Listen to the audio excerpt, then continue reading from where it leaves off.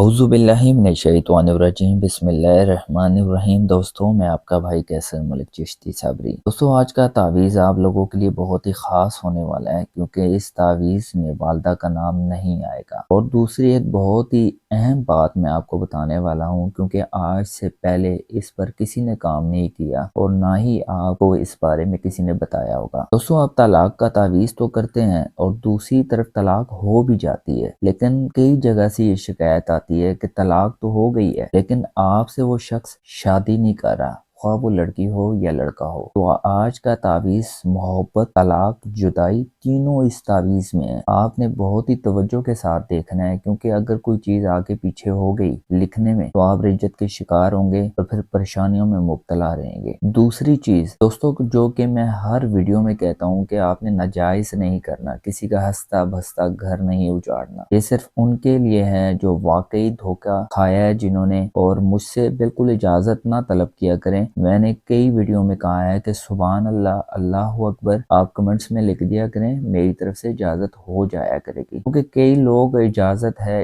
है लिखते हैं, तो हर शख्स को इजाज़त देना या उसको जवाब देना मुमकिन नहीं होता। तो बिना टाइम ज़ाया किए हुए चलते हैं तावीज़ की तरफ, लेकिन आपने बहुत ही तवज्जो से चीज़ देखनी है, कोई भी चीज़ मिस नहीं करनी। दोस्तों, सबसे पहले जो आप लफ्ज़ लिखेंगे वो लिखेंगे आप। मैं आपको साथ साथ समझा दूं, ओ जिस तरह लिखते हैं, ये सिफर लिखते हैं आप, इस तरीके से आपने लकीर लगानी है और यहाँ पर इस तरीके से इस तरह आपने करना है। बहुत ही तवज्जो से देखना है, चीजें खराब नहीं करनी है आपने। फिर दोस्तों, यहाँ पर आप लिखेंगे तोएं, यहाँ पर 1 2 3, यहाँ पर लिखेंगे 5 1 8। ये जिस तरीके से मैं लिख रहा हूँ आपने उसी तरीके से लिखना है, बेचाल नहीं लिखना है इसको। फिर नीचे आप लिखेंगे फिरौन, दरियाए नील गर्क, और नुक्ते आपने इसी तरीके से लिखने, ऐसे नहीं लिखना, इस तरह डॉट 2 नुक्ते लिखने हैं। फिर नीचे आप लिखेंगे जीम। ये लाइन मुकम्मल होने के बाद दोस्तों आपने यहाँ से ऐसे और फिर इसको इस तरीके से, जिस तरह गुड का निशान होता है, आपने इस तरीके से गुड का निशान लगा लेना है। इसके नीचे लिखेंगे हुब।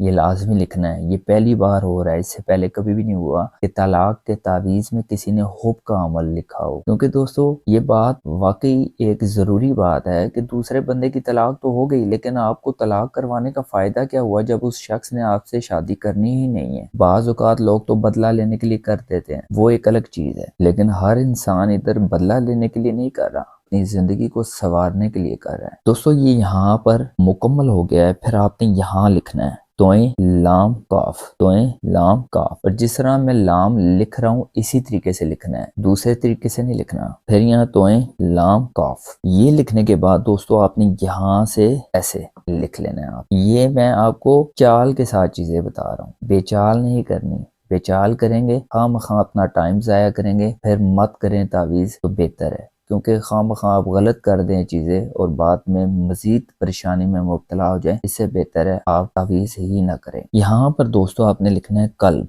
वार, दीवाना वार। मैं दोबारा बताता चलूं, नाजायज़ नहीं करना, किसी का हंसता बसता घर नहीं उजाड़ना, वरना आप खुद मुश्किल में पड़ जाएंगे। यहाँ दोस्तों आपने लिखना है अल बुक्स, जुदाई शुद, ये वाव है। यहाँ पर आपने लड़का है या लड़की है, नाम दोनों के पता है तो ठीक है, वालदा का नाम नहीं लिखना। मिसाल के तौर पे लड़का है तो फलां, यहाँ पर आपने क्रॉस लगाना है, आगे फलां यानी कि लड़की। अगर किसी को लड़की का नाम ही नहीं पता, सिर्फ लड़के का पता है, तो सिर्फ लड़के का नाम लिखेंगे, क्रॉस नहीं आएगा। अगर किसी को लड़की का पता है, लड़के का पता ही नहीं है, तो फिर यहाँ लड़की का नाम लिखना है, यहाँ क्रॉस नहीं आएगा। क्रॉस उस सूरत में आएगा जब आपको लड़का और लड़की दोनों के नाम का पता है, वालदा का नाम नहीं लिखना। अगर किसी को पता है वालदा का नाम, वो इसमें लिखना चाहेगा तो ये तावीज़ तब भी पलट जाएगा, आपको रिज्जत हो जाएगी और फिर और ज्यादा मसले मसाइल आपके लिए पैदा हो जाएंगे। यहाँ तावीज़ मुकम्मल हो गया है दोस्तों। अब इसका दिन लिख लें और वक्त लिख लें। अब वक्त इसका